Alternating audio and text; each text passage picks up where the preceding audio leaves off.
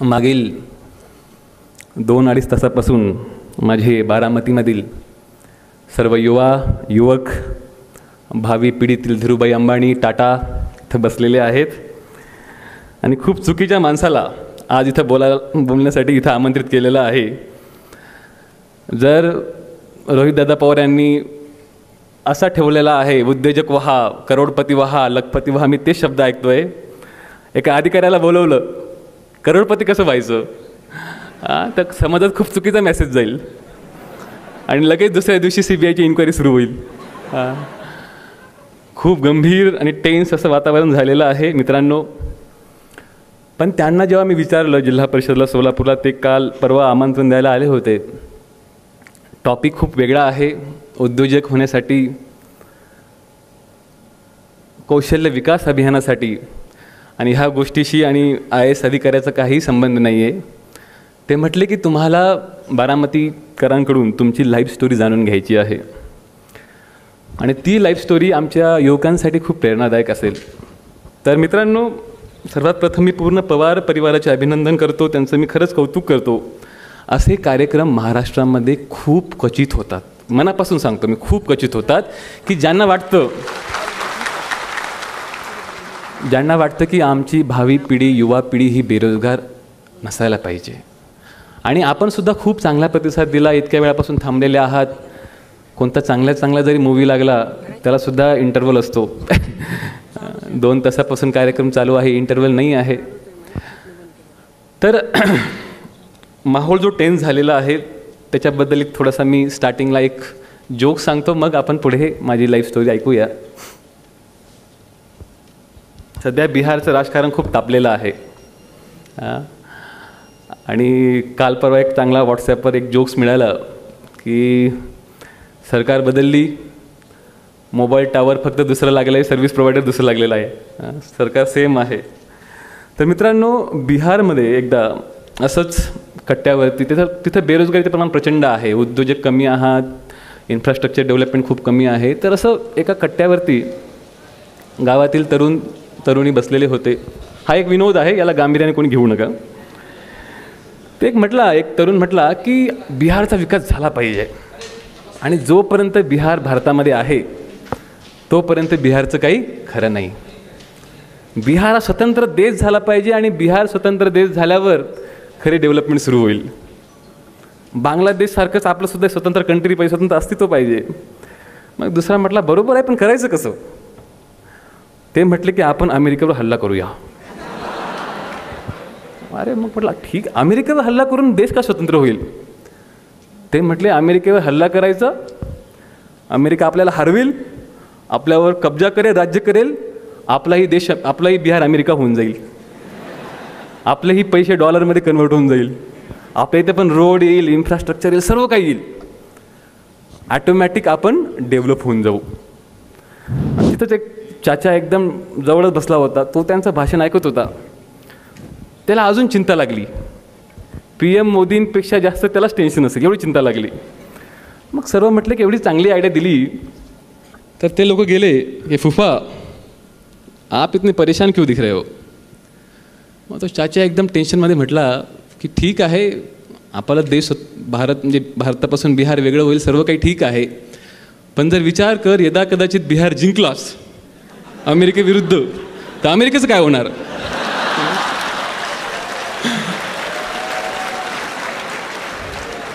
मित्रांनो, वातावरण खूप टेन्स होतं, गरम होतं, म्हणून हा एक विनोद सांगितला मी.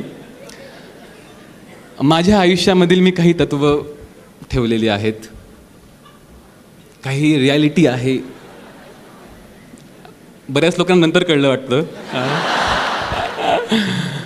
काही तत्त्व ठेवलेले आहेत, काही रियालिटी मी स्वतः फॉलो करतो. किती लोकांना माहिती आहे की भारताचे 4थे राष्ट्रपती कोण होते? हात वरती करू शकतात मला? Anyone from the crowd? ज्यांना भारतरत्नही मिळाला होता, जे उपराष्ट्रपती पण होते. VV गिरी, बरोबर, कोणतरी बोललं मला. VV गिरी हे व्यक्तिमत्व आज बऱ्यापैकी लोकांना विसर पडलेला आहे. देशातील सर्वोच्च पुरस्कार, सर्वोच्च मान, राष्ट्रपती,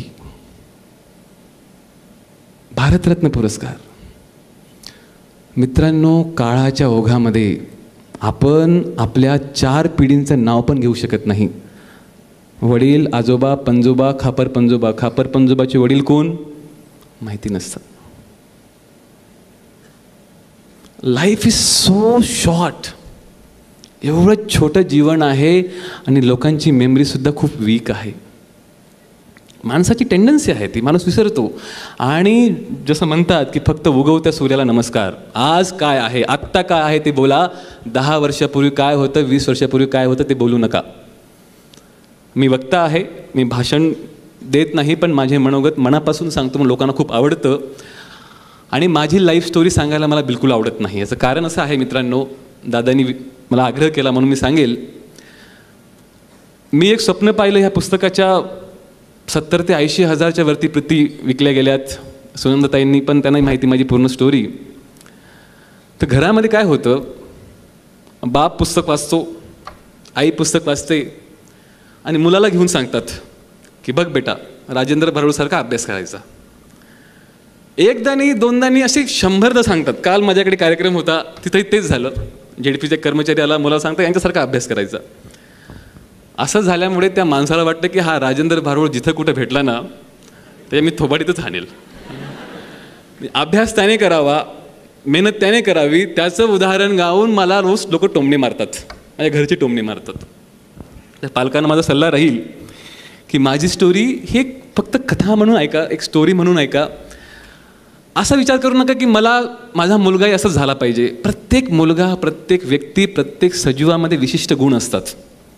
तो गुण तो त्यावेळी, त्या ठिकाणी, त्या क्षणी हेरतो, त्याचं डेव्हलपमेंट करतो. आपल्याकडे खूप चांगले उदाहरणं होते उद्योजकाचे. मला माझ्या आयुष्यामध्ये उद्योजक व्हायचं नव्हतं.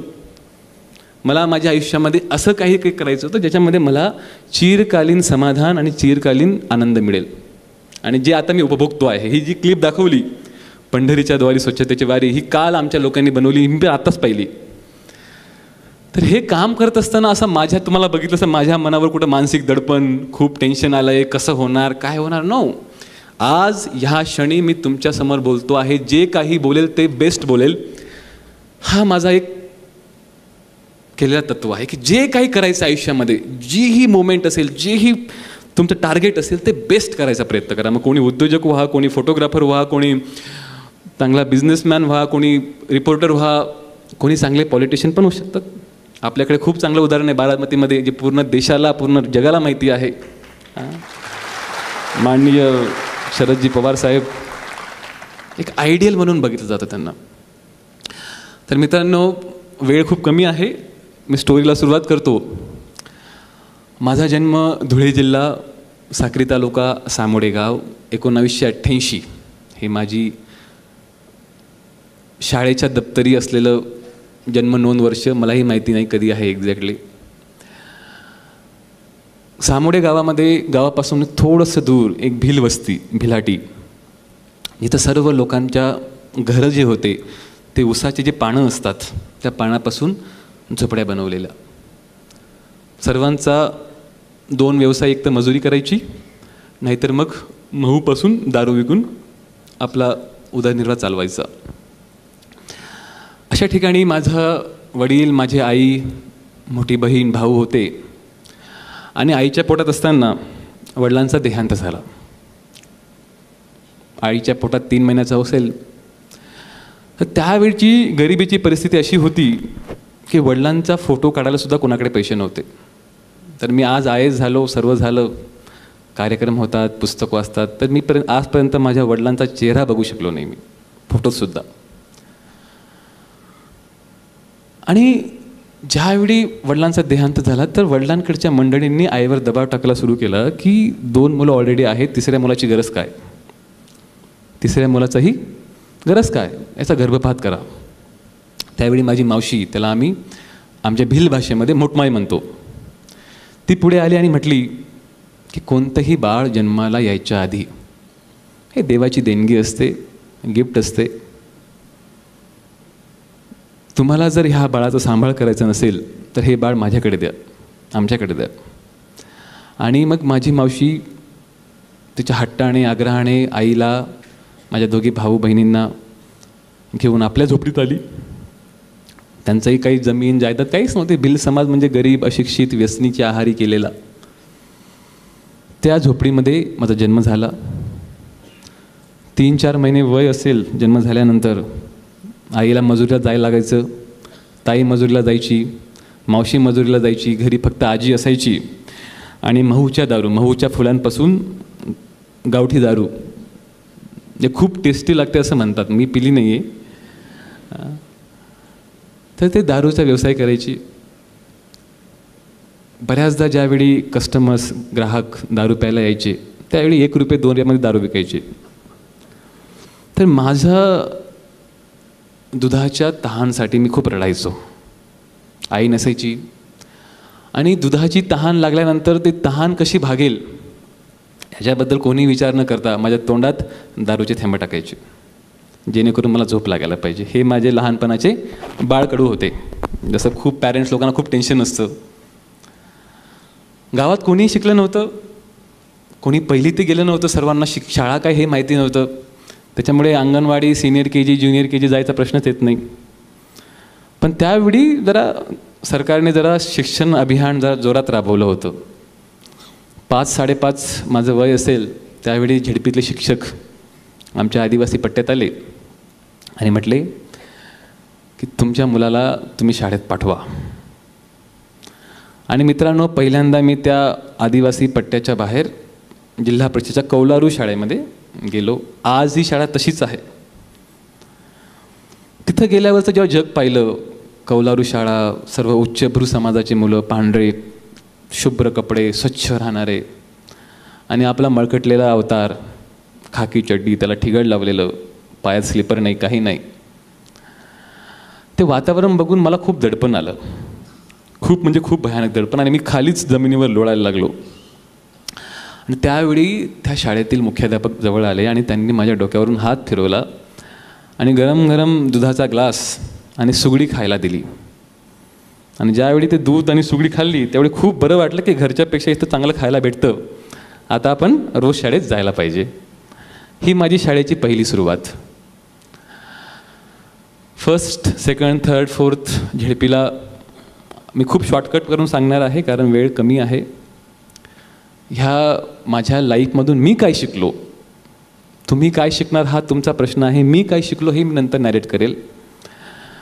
झेडपीच्या शाळेमध्ये असताना माझ्या शिक्षकांचं खूप प्रेम होतं. त्यांनी कधीही जात, समाज, गरिबी बघितली नाही, पण एक चांगला विद्यार्थी आहे याचं काहीतरी चांगलं व्हावं ह्या प्रेरणेने शिक्षक खूप मन लावून माझे कौतुकांना आईकडे सांगायचे, पाठ थोपटायचेत.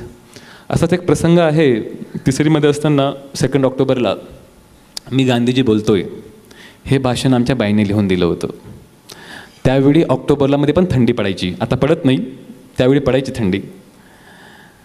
आणि भाषण द्यायला उभं राहिलो. फरची होती मोठी, थंड झालेली होती, सकाळची वेळ होती, पायात चप्पल नव्हते, अंगावर स्वेटर नव्हतं, टोपी नव्हती, काहीच नव्हतं. तर खाकी चड्डी, सदरा.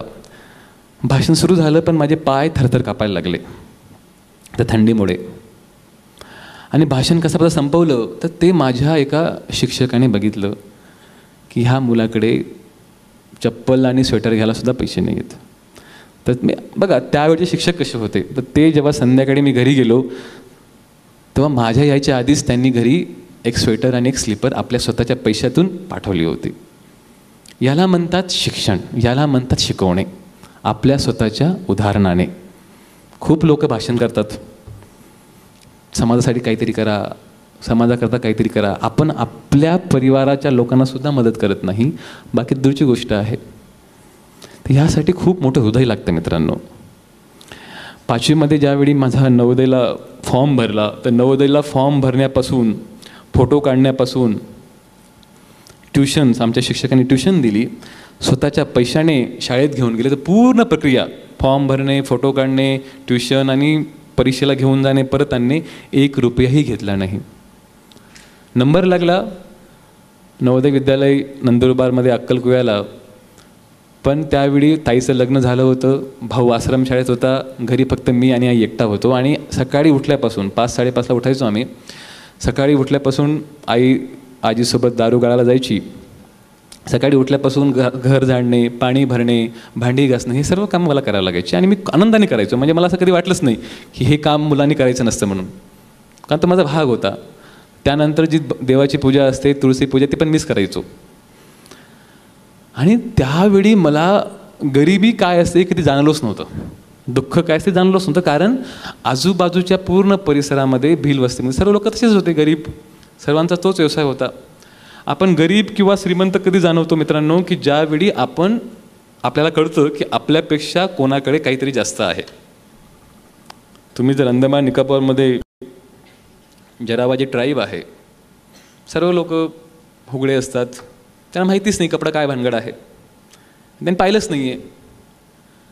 त्याच पद्धतीने एका समाजामध्ये जेव्हा आपण कंपॅरिझन सुरू करतो की याच्याकडे एक फॅक्टरी आहे, याच्याकडे कंपनी आहे, याच्याकडे मर्सिडीज आहे, याच्याकडे फ्लॅट्स आहे, आपल्याकडे काय आहे साधं घर, होंडा, आपण काय झालो त्याच्या कंपॅरिझनमध्ये गरीब, बरोबर.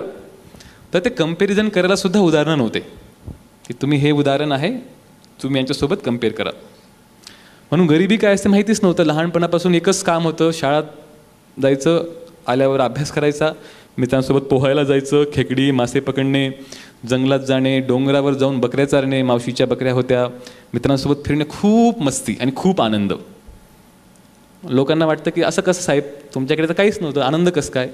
तर मित्रांनो, आनंद हे पैशात नसतं. त्या क्षणी त्या मोमेंटला माणसाच्या डोळ्यामध्ये किती स्पार्क आहे. कधी कधी बघतात तुम्ही, मोठे मोठे मिनिस्टर्स, मोठे मोठे बिझनेसमॅन डोक्याला हात लावून बसतात. जेव्हा CBIची रेड होते, इलेक्शन हारतात, होतं असं बरेचदा. आणि समोर एक बघा, एक साध्या माणसाला, लहान पोराला पाववडा खायला भेटला, त्याच्या चेहऱ्यावर किती आनंद असतो, गरीब पोराला. तर त्या क्षणावरती असतं, त्या मुमेंटवरती असतं. आणि ही जी लर्निंग्स आहे, ह्या सर्व गोष्टी आहे, ह्या मला निसर्गाकडून, माझ्या आईकडून, माझ्या शिक्षकांकडून मला कळायला लागले. आणि त्यावेळी एक असंच 4थी-5वीची गोष्ट होती. 4थीची एक्झाम होती, राईट, 4थीची एक्झाम होती, केंद्राची परीक्षा होती. त्यावेळी 4थीला केंद्र असायचं. 4-5 शाळेच्या पोरं येऊन अभ्यास करायचे. त्यावेळी संध्याकाळी आईला मी दारू वाटण्यामध्ये मदत करू लागायचो. आणि कोणाला काही चाकणे पाहिजे असेल, फुटाणे, शेंगदाणे, ते घेऊन यायचो. पण व्हायचं काय की संध्याकाळी लाईट नसायची गावात, त्याच्यामुळे 6-6:30च्या आत अभ्यास करून, नाहीतर मग रात्री परत कंदीलला रॉकेल नव्हतं, रॉकेल असायचं फक्त जेवणापुरताच. तर 6:30च्या आत अभ्यास करावा लागायचं. संध्याकाळची वेळ होती, मी ओट्यावरती बसलो होतो, 5-5:30 वाजले होते. ग्राहक लोक खाली दारू पित होते, एका बाजूला दारू पिणारे ग्राहक, एका बाजूला मी, अभ्यास चालू. आणि मला गावामध्ये आज पण लोक राजा म्हणतात. त्याने म्हटलं की राजा जा फुटाणे घेऊन ये. मी त्यांना बोललो की मला अभ्यास करायचा आहे, उद्या माझी परीक्षा आहे. ते म्हटलं की एवढं एक काम करू नये आणि परत अभ्यासाला बस. मी रागामध्ये पाय आपटत गेलो. दुकानात खूप गर्दी होती, बराच वेळ झाला, घेऊन आलो. परत दुसरा कोणतरी ग्राहक आला, तो म्हटला की माझे पण घेऊन ये. आणि त्यावेळी माझा जीव रडकुंडीला आला की मला अभ्यास करायचा आहे. आणि हे सर्व असं नाही की मी कुठंतरी ऐकलं होतं, वाचलो, ते सर्व माझ्या मनातून येतं, ते मला अभ्यास करायचा आहे. त्यांनाही बोललो की तुम्ही तुमचं काम करा, तुम्ही तुमचं घेऊन या, मला आजच्या दिवस अभ्यास करू द्या, मी आज कसलंही कामाला जाणार नाही, नाहीतर अंधार पडेपर्यंत माझा अभ्यास होणार नाही. मग तो माणूस एक वाक्य बोलला, भिल्ल समाजात जन्म घेतलेला आहे, समाजात तुझ्या कोणी शिकलेलं नाही, तू शिकून काय डॉक्टर कलेक्टर होणार आहेस, जा, हे तुला हेच काम करायचं आहे पुढे जाऊन. आणि ते शब्द माझ्या आईने ऐकले. आई दरवाजाच्या जवळ होती आणि आईने मला जवळ घेतलं. माझ्या डोळ्यात नकळत आसू आले की मी कोणत्या समाजात जन्म घेतला हे माझ्या हातात नाही आहे. समाजात कुठं जन्म घेतो हे आपल्या हातात नसतं, पण जे देवाने दिलेलं पोटेन्शियल आहे, जे देणगी आहे, त्याला चांगलं कसं विकसित करणे आपल्या हातात असतं. आईने डोक्यावरून हात फिरवला आणि म्हटलं की मना बी पोऱ्या एक दिन डॉक्टर किंवा कलेक्टर होई. हे ऐराणी भाषेमध्ये आहे ते, म्हणजे माझाही मुलगा एक दिवस डॉक्टर किंवा कलेक्टर होणार. आणि मित्रांनो, सुदैवाने माझं MBBS झालं, डॉक्टरी झालो, आज मी IAS आहे, कलेक्टरी आहे. आणि ही सर्व गिफ्ट, ही सर्व जी म्हणतात ना, कधी कधी आईने एखाद्या इमोशनमध्ये बोललेले शब्द हे खरे ठरतात. तर त्या आईचं स्वप्न होतं आणि ते स्वप्न मी शब्दबद्ध केलं आहे. मी एक स्वप्न पाहिले या पुस्तकात. 6वीला नवोदय विद्यालय अक्कलकोला ॲडमिशन झाली.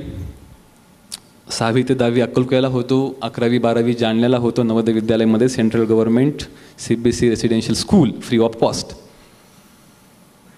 फक्त माझ्या आयुष्यामध्ये माझ्या पाठीवर हात थोपाटणारं कोणी नव्हतं. याचं कारण असं आहे, गावातील लोकांना पर्सेंटेज, डिस्टिंक्शन, फर्स्ट क्लास ह्या गोष्टी माहीत नव्हत्या. 10वीच्या परीक्षा द्यायला गेलो, बोर्डाची परीक्षा द्यायला गेलो, चांगली दे, दबाव नको, प्रेशर नको सांगणार पण कोणी नव्हतं. निकाल लागला, गणित आणि विज्ञानामध्ये 95% मार्क होते. 12वीला प्रथम होतो, 93% मार्क होते गणित, विज्ञान, फिजिक्स, केमिस्ट्रीमध्ये, सर्व PCMB बोर्डमध्ये. आणि CETला 200 पैकी 194 मार्क होते. तर मलाही असं वाटायचं की माझ्यासुद्धा कोणीतरी कौतुक करणारं पाहिजे. कारण घरी जाऊन सांगणार काय, त्यांचा प्रश्न हा होता की पास झाला का. हां, पास झालो. पास झाला ऐकल्यावरती मग गावातल्या लोकांनी थोडं थोडं गूळ वाटून द्यायचं किंवा साखर वाटून द्यायची, झालं सेलिब्रेशन. असं विचारणारही कोणीतरी टक्के किती पडले, पर्सेंटेज किती मिळाले. त्यावेळी मित्रांनो, माझा जोही आनंद आहे, जोही माझी भावना आहे, ती फक्त मी घरात एकटा बसून ध्यान करून देवासोबत शेअर करायचो की मी चांगले मार्क कोणासाठीच मिळवत नाही आहे. मी चांगले मार्क स्वतःचं पोटेन्शियल प्रूव्ह करण्यासाठी मिळवत आहे की जरी माझा समाज आदिवासी आहे, भिल्ल आहे, पण ज्या 2 खांद्यामध्ये दिलेलं डोकं आहे ते सर्वांना सारखं आहे. आणि त्या डोक्याला जर मी शिस्त लावली, डिसिप्लिन लावली, तर मी जेही काम करणार ते बेस्ट करायचा प्रयत्न करेल. आणि CET एंट्रन्स झाली, 194 मार्क मिळाले 200 पैकी. मुंबईच्या, पूर्ण महाराष्ट्रातील सर्वात टॉप मेडिकल कॉलेज जी म्हणतात, KM hospital Mumbai, GS medical college, government college, त्या कॉलेजमध्ये ओपन कोट्या थ्रू ॲडमिशन मिळाली. ॲडमिशन घेताना सुद्धा एकटाच गेलो होतो. ॲडमिशनचा सुद्धा प्रसंग आहे. त्यावेळी एक क्लर्कने असंच बोलले होते की तुम्ही लोक रिझर्वेशनमधून येतात आणि तुमच्यामध्ये काही स्किल्स नसतात. मी म्हटलं असं नाही आहे. रिझर्वेशन हा वेगळा भाग झाला, पण कोणताही व्यक्तीचं पोटेन्शियल त्याच्या बॅकग्राऊंडवरून आपण ठरवू शकत नाही. First year, second year, third year, final year, पहिला वर्षाचा पहिल्या दिवसचा किस्सा आहे. सर्वांनी मुन्नाभाई MBBS पाहिलं आहे? हां, असाच एक चांगला ऑडिटोरियम होता. 180 मुलांचं ऑडिटोरियम होतं आमचं. पहिला दिवस शाळेचा, कॉलेजचा मुंबईला. ज्याही मुलांना 10वी 12वीला मोर दॅन 94% मार्क होते, 97, 98, 99%, अशी सर्व पोरं त्या हॉलमध्ये बसली होती. मला याला थोडा उशीर झाला. पहिला दिवस होता, मला हॉलच सापडत नव्हता. इतकी मोठी कॉलेज, हॉलच सापडत नव्हता. सर्व लोक बसले होते. ॲनाटॉमीचं लेक्चर होतं. लेक्चर सुरू झालं आणि पायात स्लीपर, वरती टी-शर्ट आणि साधी पॅन्ट. पॅरागॉनची स्लीपर होती, हातामध्ये एक वही होती. आणि जेव्हा मी स्टेअर्स चढायला लागलो तेव्हा फड फड फड असा आवाज यायला लागला आणि सर्वांची मान माझ्याकडे गेली. आणि मग त्यांच्या चेहऱ्यावरून जे कुत्सिल हास्य असतं, असं म्हणतो ना, एखाद्याकडे घृणेने किंवा कोण आलं आहे गावाकडचं, अशा पद्धतीचं हास्य होतं.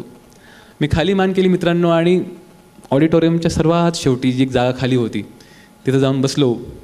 बसल्यावर जवळचा जो मुलगा होता तो सुद्धा बाजूला सरकला. कोण आलं बसायला माझ्याजवळ. त्यावेळी माझ्या मनात कदाचित 2 विचार आले असते. पहिला विचार असता की आपण खूप डिप्रेस झालो, लाज वाटली. कारण कॉलेजच्या वयामध्ये सर्वात मोठी शरम काय वाटते माहिती का? एखाद्या मुलीसमोर कोणी अपमान करतं तेव्हा.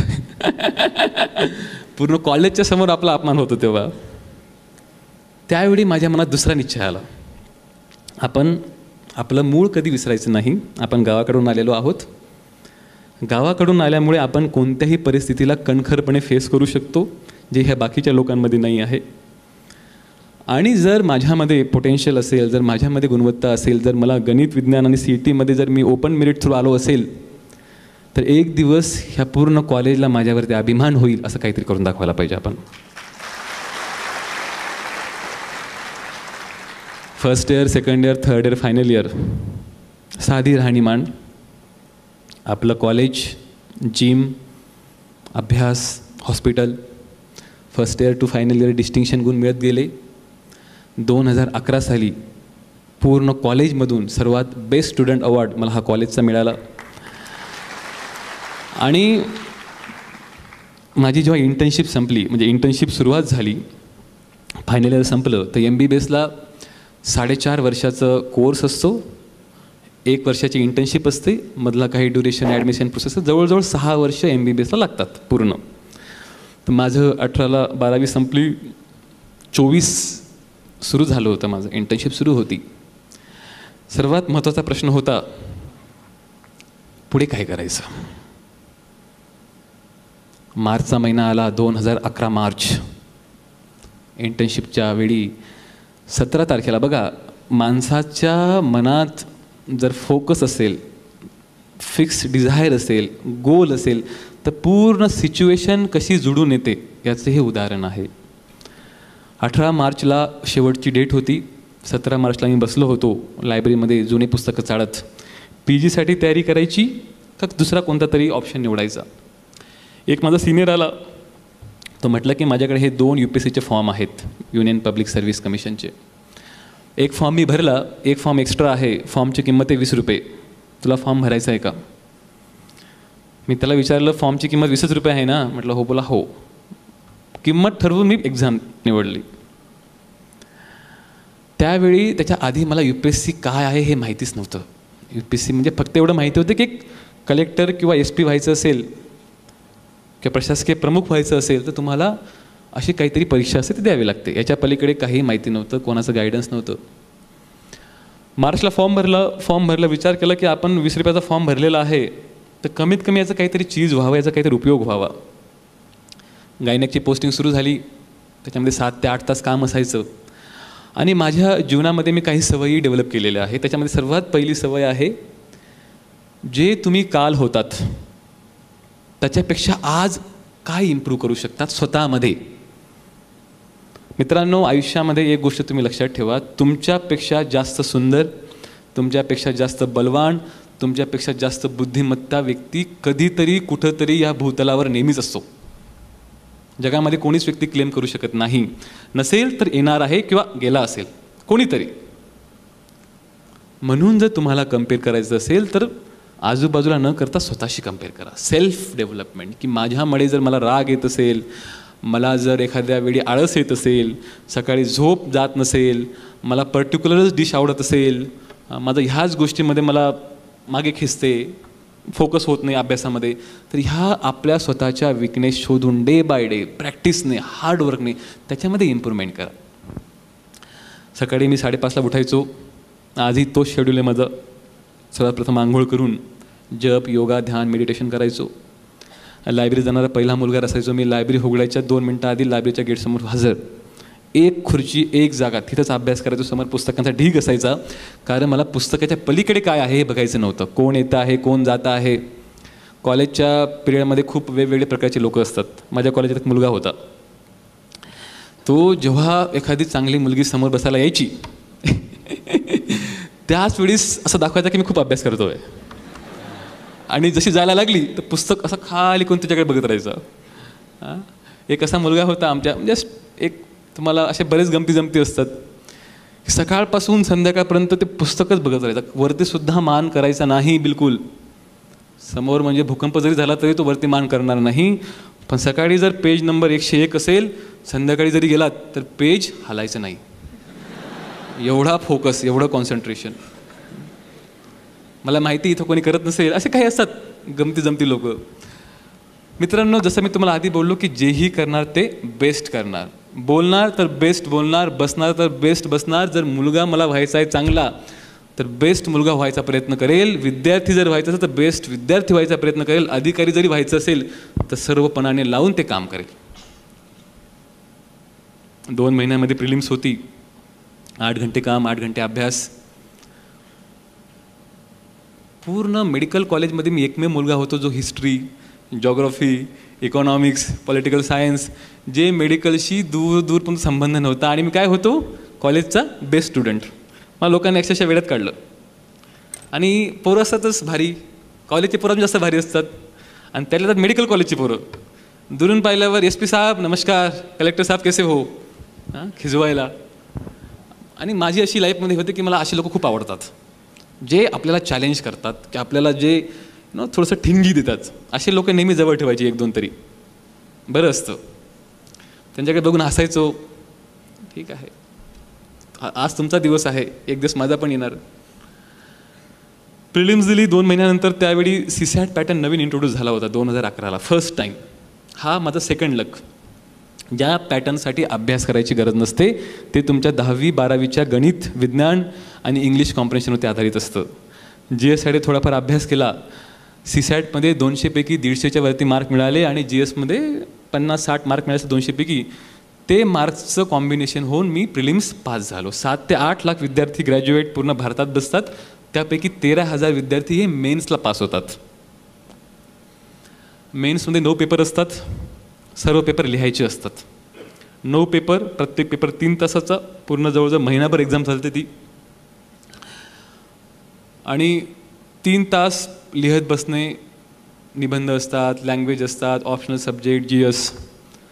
तर मी ऑप्शनल त्यावेळी 2 होते, आता एकच आहे. मी मेडिकल सायन्स निवडला कारण मी मेडिकल ग्रॅज्युएट होतो म्हणून, आणि दुसरा निवडला पॉलिटिकल सायन्स, ज्याचा मी अभ्यासही केला नव्हता. असं म्हणतात UPSCमध्ये तुम्हाला जर काही विषय निवडायचा असेल कमीत कमी 2 वर्ष तरी त्याचा सखोल अभ्यास झाला पाहिजे. मेडिकल सायन्सला मी कॉलेजमध्ये बेस्ट स्टुडंट होतो.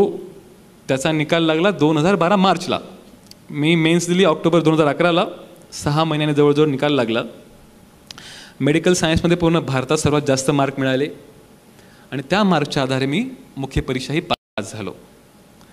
पण सर्वात मोठी अडचण अशी होती मित्रांनो की माझ्याकडे डिग्री नव्हती, ग्रॅज्युएशनची डिग्री नव्हती. आणि ज्या डिग्रीशिवाय मी इंटरव्ह्यू देऊ शकत नव्हतो, कारण सर्वात पहिली क्रायटेरिया आहे की तुमच्याकडे कमीत कमी ग्रॅज्युएशन पूर्ण होणं अपेक्षित आहे. सर्व HODंना भेटलो, डीनला भेटलो, काही मित्रांना मी माझं काम वाटून दिलं.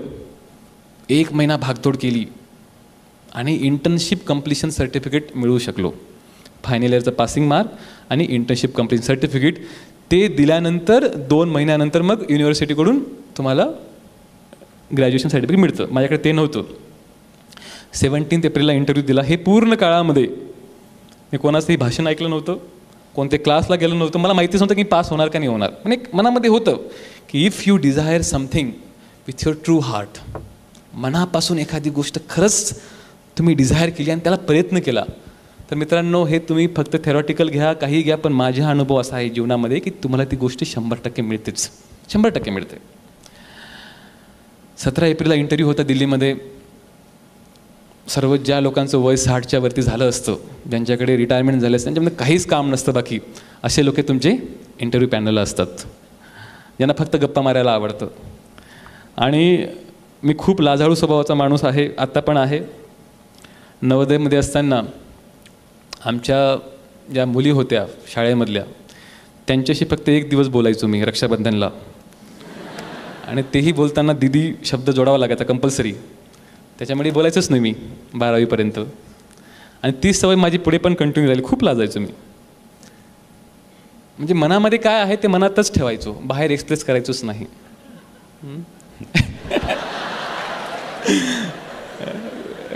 लोकांना कळतं लवकर गोष्टी. आता माझं लग्न झालेलं एक छान बाळपण आहे, त्याच्यामुळे past is history, my future will be mystery. खूप छान वाक्य आहे. Past is history, future is mystery, what we have today is present, that's why present is also called gift. प्रेझेंटला आपण गिफ्ट म्हणतो ना, so we have only present, म्हणून हा वर्तमान काळ आपला गिफ्ट असतो. 17 एप्रिलला इंटरव्ह्यू होता दिल्लीमध्ये UPSC पॅनलचं. माझ्यासोबत कोणी MD झालं होतं, कोणी MBA झालं होतं, कोणी IIT इंजिनियर होते. खूप 2-2, 3-3 वर्ष त्यांनी प्रयत्न केलेला. आणि 15-15, 20-20 मिनटानंतर सर्वांना घाम फुटायला लागला. माझा इंटरव्ह्यू सुरू झाला. त्याच्या आधीच मी निश्चय केला होता की मी म्हटलं या इंटरव्ह्यूमध्ये 100% मी नापास होणार आहे, कारण मी खूप लाजाळू होतो. मला त्या इंटरव्ह्यूच्या दिवशी पहिल्यांदा, हे म्हणजे हे रिअल फॅक्ट आहे, हे पुस्तकामध्ये मी लिहिलं नसेल, इंटरव्ह्यूच्या पहिल्या दिवशी मला कळलं की मी खूप स्वीट टॉकर आहे, मी खूप चांगलं बोलतो. कारण चांगलं बोलण्याची कलासाठी कोणीतरी दुसरा माणूस लागतो ज्याला तुम्हाला इम्प्रेस करायचं आहे. पूर्ण आयुष्यामध्ये मी कोणालाच इम्प्रेस करायचा प्रयत्न केला नाही.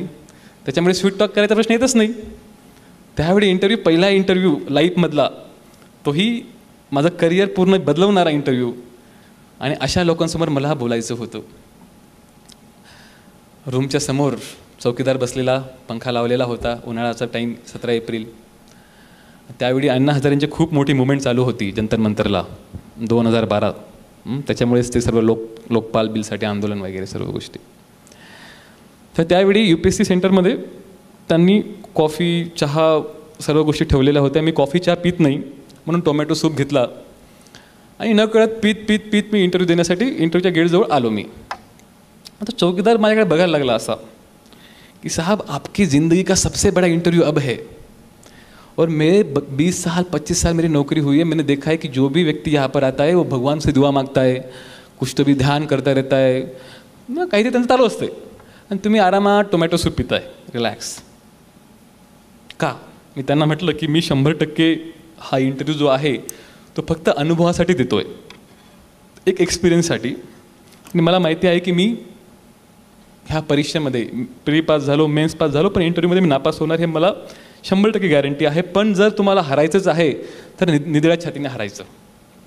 If you go to exam, तुम्ही अभ्यासच केला नाही तर कमीत कमी एक्झाम देताना तरी टेन्शन घेऊ नका. पूर्ण वर्षभर टेन्शन घेताना एकदम नका टेन्शन घेतात, ही भावना पाहिजे. हरायचं तर कमीत कमी चांगल्या पद्धतीने हरायचं.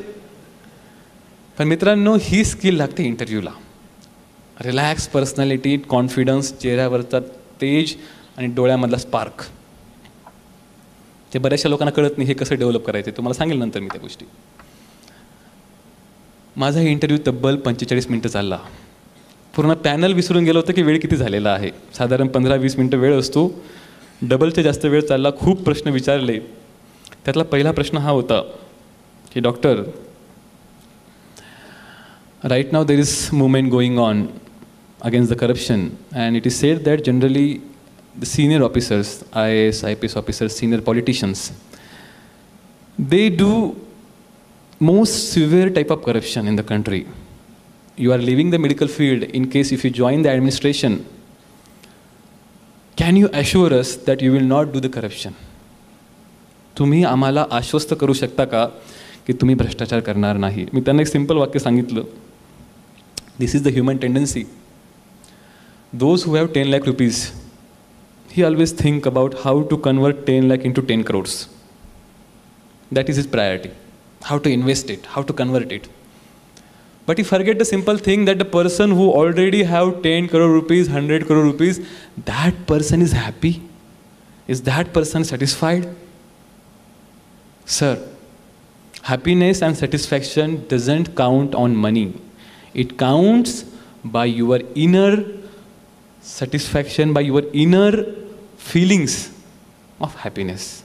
तुमचं जर अंतर्मन हे समाधानी असेल, तुम्हाला ते चेहऱ्यावरून आणायची गरज नसते. हे दिसतं, माणूस खूप बोलका आहे. तुम्ही जर एखाद्या वेळी लहान मुलाला ऑब्झर्व करणार, मी खूप गोष्ट ऑब्झर्व करतो. लहान मुलाला काहीच घेणं देणं नसतं. 1 वर्षाचा मुलगा, त्याला काहीच घेणं देणं नसतं, कोणाला काय वाटेल. आणि त्याच्याकडे बघितल्यावर सर्वांना खूप आनंद वाटतो. निरागस, चेहऱ्यावर स्माईल, त्याचं काहीतरी चालू असतं. आणि आमचे जे सिनियर लोकांचे चेहरे खूप गंभीर, खूप टेन्स. त्यांच्याकडे बघून वाटत नाही की यांच्यासोबत 2 मिनटं बोलावे, वाटत नाही. तर ही जी निरागसता, ही जर तुम्हाला चेहऱ्यावर पाहिजे असेल, त्याची सर्वात पहिली क्रायटेरिया आहे की तुमचं अंतर्मन हे साफ पाहिजे, क्लीन पाहिजे. आणि जो व्यक्ती हे करू शकतो त्याला सांगायची गरज लागत नाही, हे फील होतं. माझ्याकडे सर्वात मोठी अडचण आहे माझ्या ऑफिसमध्ये की माझ्याकडे एकदा जर व्हिजिटर आला, त्याला मला सांगलं होतं की तू जा इथून, पुढचे व्हिजिटर पण बाकी आहेत. उठत नाही लोक. 2 मिनटं, 5 मिनटं, 10 मिनटं मी त्यांचं ऐकत जातो. शेवटी मला सांगलं होतं धन्यवाद, बाकीचे पुढचे पण लोक आहेत त्यांना पण येऊ द्या. ही स्किल आहे, ही कला आहे. 45 मिनटं इंटरव्ह्यू चालला. इंटरव्ह्यू खूप चांगला गेला होता. 7 मेला निकाल लागला आणि अनपेक्षितपणे मी पहिल्या अटेम्प्टमध्ये कसलंही गायडन्स नसताना, मार्गदर्शन नसताना UPSC पास झालो. त्या वर्षी IPS पोस्ट मिळाली. काही कारणास्तव माझं ऑपरेशन झालं. मी रिक्वेस्ट केली, त्यांनी मला IPSच्या ट्रेनिंगमध्ये मला IRSला पाठवलं, हैदराबादवरून परत फरीदाबादला. आणि ट्रेनिंग चालू असताना म्हणजे 2012ला मी IPS झालो, IRAची ट्रेनिंग चालू असताना मग 2013 साली परत एक्झाम दिली. कारण माझा जो कल होता, तुम्हाला कळलं असेल की मी लोकांना शिवीगाळ करणारा किंवा हातामध्ये जाऊन दंडा मारणारा माणूस नाही आहे, माझा तो कल नाही आहे. आणि मग 2013ला परत एक्झाम दिली, सेकंड अटेम्प्टमध्ये मी IAS झालो. मित्रांनो, IAS झाल्यानंतर सुद्धा गावाकडच्या लोकांना, घरच्याकडच्या मंडळींना माहिती नव्हतं की IAS काय असतं. जेव्हा दुसऱ्या दिवशी वर्तमानपत्रात बातमी आली आणि जेव्हा बाकीचे लोक यायला लागले, तेव्हा आमच्या वस्तीमध्ये उत्साहाचं वातावरण निर्माण झालं. आणि आज सर्वात समाधानी कोणी असेल ती म्हणजे माझी आई आहे. आणि मलाही खूप बरं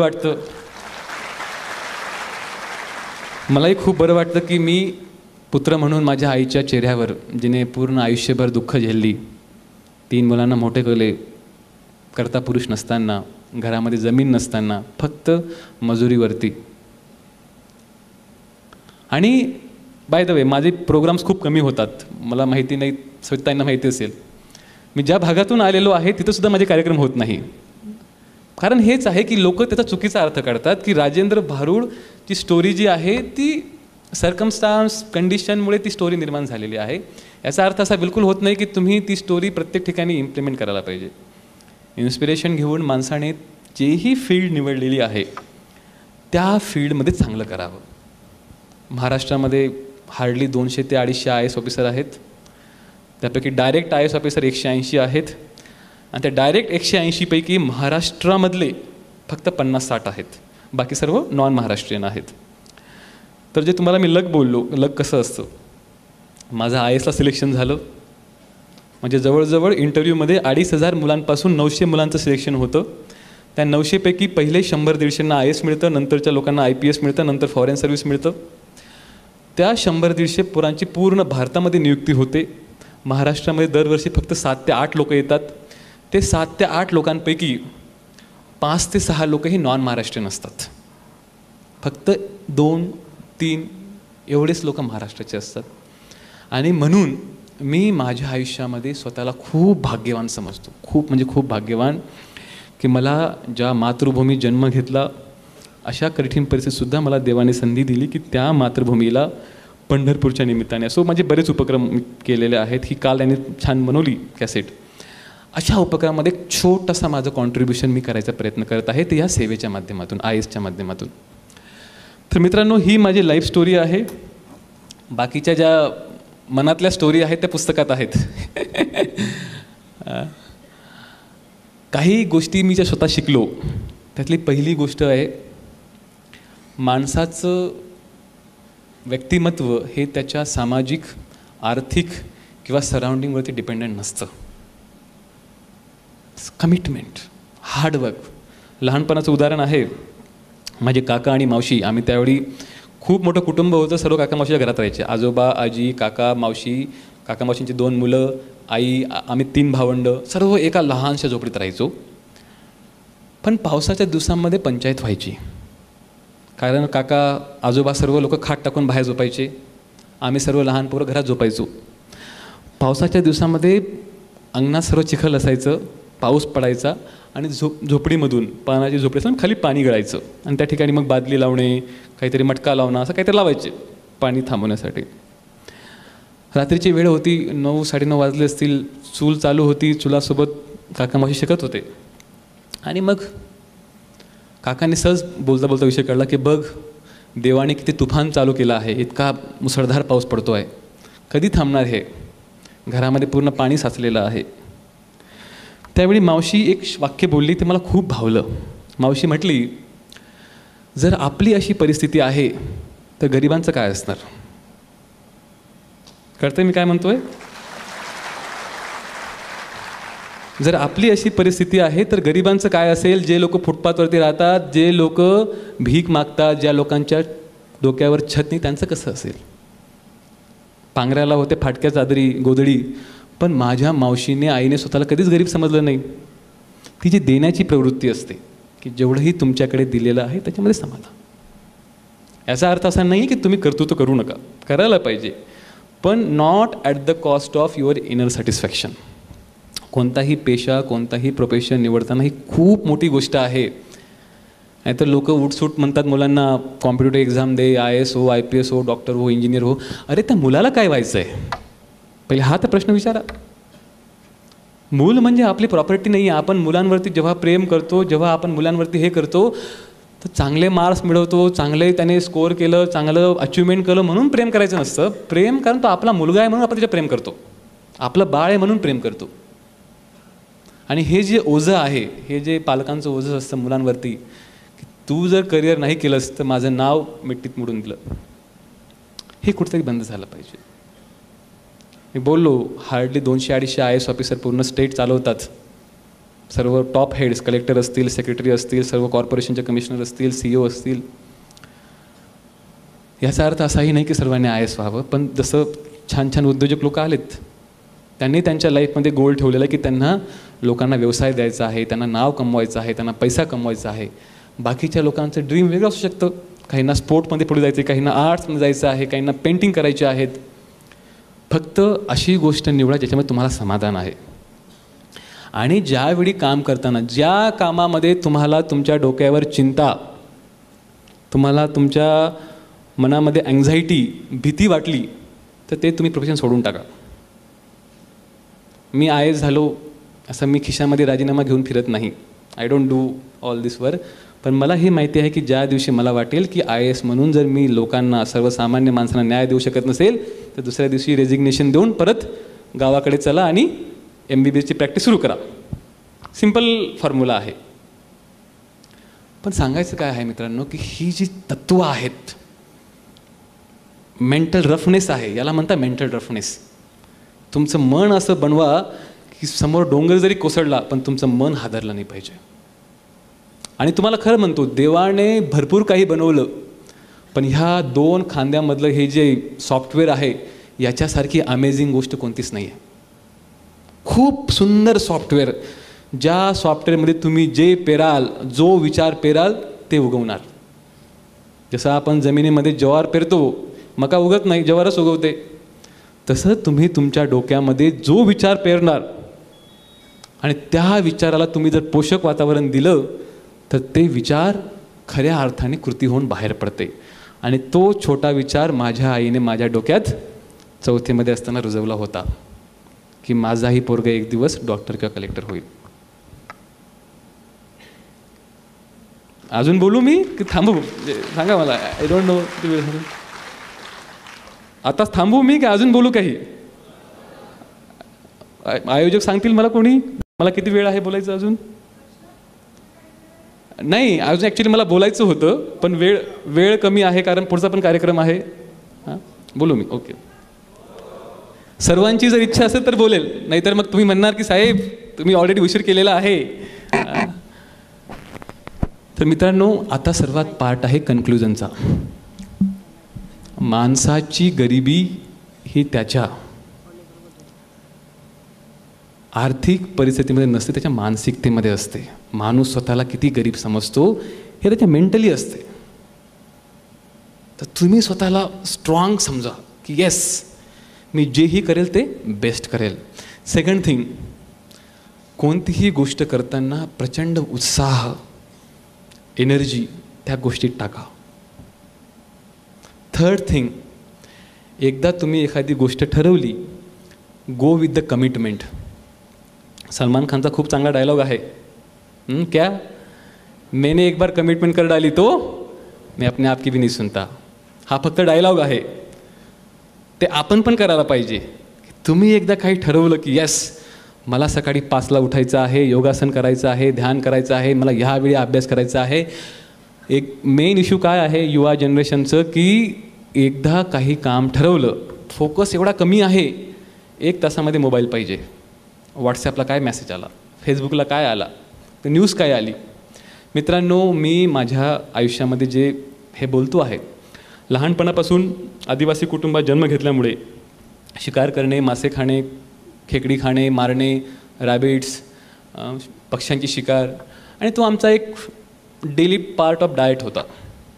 मी MBBSच्या फर्स्ट इयरमध्ये ठरवलं की जी गोष्ट मला सर्वात जास्त बांधील करते, मला बांधून ठेवलेली आहे, त्या गोष्टीपासून मला मुक्त व्हायचं आहे. तर मी फर्स्ट इयरला कमिटमेंट केले की मी आजपासून कधीच नॉनव्हेज खाणार नाही. And I had not touch even non veg till date from first year. याला म्हणतात निश्चय. तर ज्या माणसाकडे उत्साह आहे, ज्या माणसाकडे निश्चय आहे, ज्याच्या आयुष्यात काहीतरी गोल सेट केलेला आहे, ज्याने काही स्वप्न बघितलेलं आहे. माझंही काही एक स्वप्न आहे जे मी पुढच्या पुस्तकामध्ये लिहिणार. मी एक स्वप्न पाहिलं, हे माझ्या आईचं स्वप्न होतं. माझं पण काही स्वप्न आहे. माझं स्वप्न IAS होणं नव्हतं. IAS झाल्यावरती मी काय करेल ते स्वप्न आहे. एक स्वप्न, एक गोल ज्याच्या आयुष्यामध्ये आहे तोच माणूस खऱ्या अर्थाने जगत आहे. नाहीतर बाकी लोक फक्त मरणाची वाट बघत आहेत. ज्या माणसाच्या आयुष्यात स्वप्न नाही त्याच्यामध्ये आणि मड्यामध्ये काहीच फरक नाही. जो मिळालंच ना, मिळालं मड, काहीच फरक नाही. काहीतरी स्वप्न बघा, काहीतरी एक स्वप्न असू शकतं की मला एक चांगला मुलगा व्हायचा आहे, चांगला हजबंड व्हायचा आहे, चांगली वाईफ व्हायचा आहे. हा पण एक स्वप्न असू शकतो. चांगला उद्योजक व्हायचा हे एक स्वप्न असू शकतं. कोणतंही क्षेत्र निवडा पण स्वप्न बघा. आणि जी आमच्या तरुणाई आज व्यसनाच्या आहारी जाऊन स्वप्नांना आग लावून टाकलेली आहे. लोकांना डोकंच नाही आहे, विचारच करत नाही की ही ह्युमन लाईफ. विचार करा, एवढं आपण भाग्यवान आहोत. देवाने मनुष्य जन्म दिला, भारतात जन्म दिला, सर्व लोकांचे स्पेअर पार्ट ठीक आहेत, अपंग नाही आहेत, आपले आई वडील आहेत, कोणतरी छत आहे. आपण मनाने किंवा बुद्धीने मूर्ख पण नाही आहोत. नाहीतर मेंटल असायलमध्ये बसलं. जगामध्ये फक्त एकच व्यक्ती आहे जो दुःखी नाही आहे. माहिती कोण? दुःखी म्हणजे अंडर स्ट्रेस, ज्याला ताण नाही आहे. तो म्हणजे रस्त्यावर चालणारा पागल. तो रस्त्याच्या असं जातो, असा उभा राहतो दोघी बाजूला, इकडून गाडी जाऊ द्या, इकडून, त्याला काहीच घेणं देणं नाही आहे आणि तो एकदम खुश असतो. तर आपण खूप भाग्यवान आहोत, आपण असं पण नाही आहोत. Every day count your blessings, how much fortunate you are every day. आणि सर्वात महत्त्वाची गोष्ट म्हणजे मी तुम्हाला आज सांगेल की आपण पुणे मुंबईमध्ये जन्म नाही घेतला, ही पण खूप भाग्याची गोष्ट आहे. कारण का? आपल्याला मातीची नाळ आहे, आपल्याला ACची सवय नाही आहे. नाही तर तुम्ही बघा फॉरेनमध्ये जे येतात लोक, 10 मिनटं 15 मिनटं जर उन्हात गेली, where is AC, where is AC. ते लोक गुलाम झालेले आहेत. आणि आपली पोरं ही मातीमधली रानफुलं आहेत.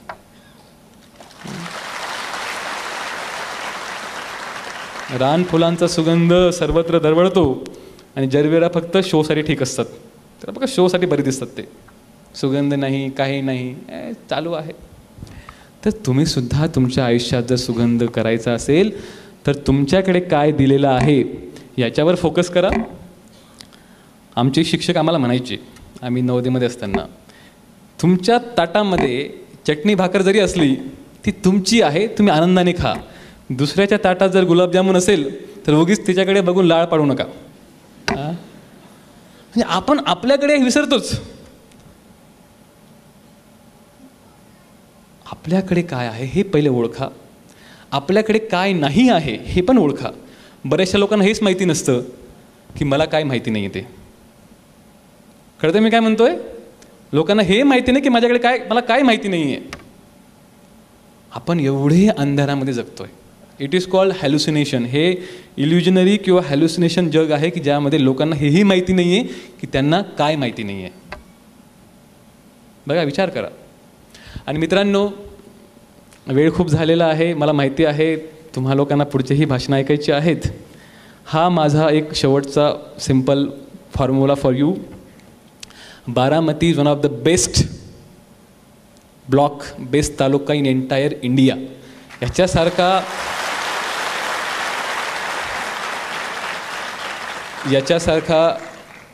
खरंच म्हणजे अतिशयोक्ती नाही आहे, पण एवढं डेव्हलप म्हणजे डोळ्याचे पारणे फिरणारा तालुका म्हणजे बारामती.